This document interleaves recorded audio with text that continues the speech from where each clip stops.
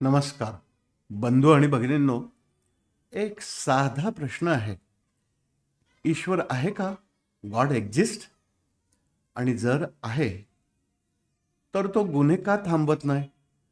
Why doesn't he stop crimes? आजच्या पिढीचा हा प्रश्न चुकीचा नाही, पण हा प्रश्न योग्य जागी विचारला जातोय का? हा विचार करूया.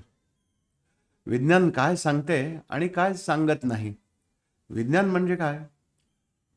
अनुभवजन्य पुरावा, इम्पेरिकल एव्हिडन्स. निरीक्षण म्हणजेच ऑब्झर्वेशन. पुनरावृत्ती म्हणजे रिपीटॅबिलिटी. म्हणजे जे डोळ्यांना दिसते, उपकरणाने मोजता येते, मोजले आणि पुन्हा पुन्हा सिद्ध करता येते आणि सिद्ध केले, तेच विज्ञान मानते.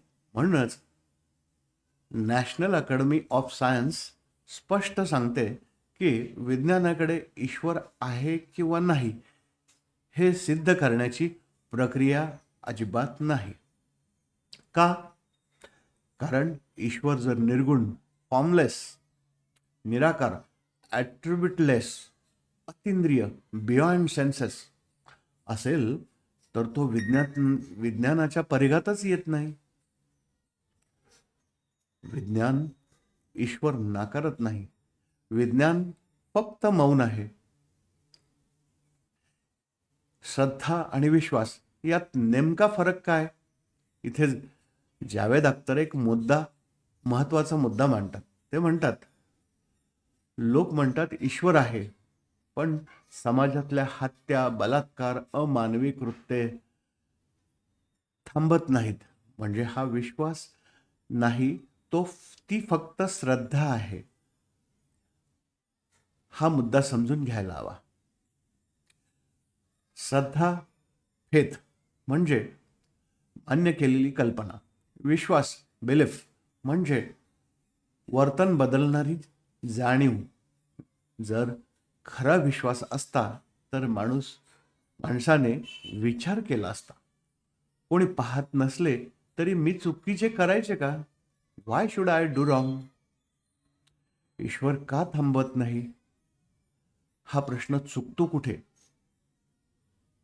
ईश्वर गुन्हे का थांबवत नाही? हा सर्वात संवेदनशील मुद्दा आहे. आपण ईश्वराकडे काय अपेक्षा ठेवतो? तो पोलीस अधिकारी आहे? तो कोर्ट आहे? की तो प्रत्येक चुकीच्या कृतीत हस्तक्षेप करणार आहे? जर तसे असेल तर माणसाला काय उरते? स्वेच्छा, फ्री विल, नैतिक निवड, मोरल चॉईस. सनातन दृष्टिकोन इथे स्पष्ट होतो. ईश्वर कृती थांबवत नाही, तो नियम देतो. आणि तो नियम आहे कर्मनियम, law of action and consequences. कर्मनियम आणि ईश्वराची भूमिका. आग जाळते हे आपल्याला माहिती आहे, पण ही शिक्षा नाही, हा नियम आहे. तसेच अनिती दुःख देते, ही ईश्वराची शिक्षा नाही, हा कर्माचा परिणाम आहे. इथे ईश्वर न्यायाधीश नाही, जज नाही येतो. तो नियम करता आहे, लॉ गिव्हर आहे. म्हणूनच चुकीसाठी ईश्वराला जबाबदार धरायचे म्हणजे मानवाची जबाबदारी त्याच्याकडून काढून घेणे. धर्म जुने आहेत म्हणून खोटे आहेत का? 5,000-10,000 वर्षापासून लोक देव मानत आहेत. म्हणजे ते सत्य कसे ठरते? छान प्रश्न. पण जुने आहे म्हणून खोटे किंवा जुने आहे म्हणून खरे? सत्य काळावर नाही, अनुभवावर ठरते. सनातन दृष्टिकोन म्हणतो हे मान्य कर म्हणत नाही, स्वतः अनुभव घे म्हणतो. कारण भगवान बुद्ध, भगवान महावीर यांनी स्वतः ज्ञानाचा अनुभव घेतला आणि ईश्वराला मान्यता दिली. नव्या पिढीसाठी आजचा खरा प्रश्न हा नाही ईश्वर आहे का. खरा प्रश्न हा आहे, मी जबाबदार आहे का? मी नैतिक आहे का? कोणी पाहत नसताना मी कसा वागतो?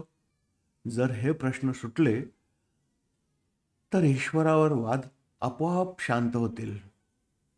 ईश्वर ही शोधायची वस्तू नाही, तो आत जागवायची जाणीव आहे.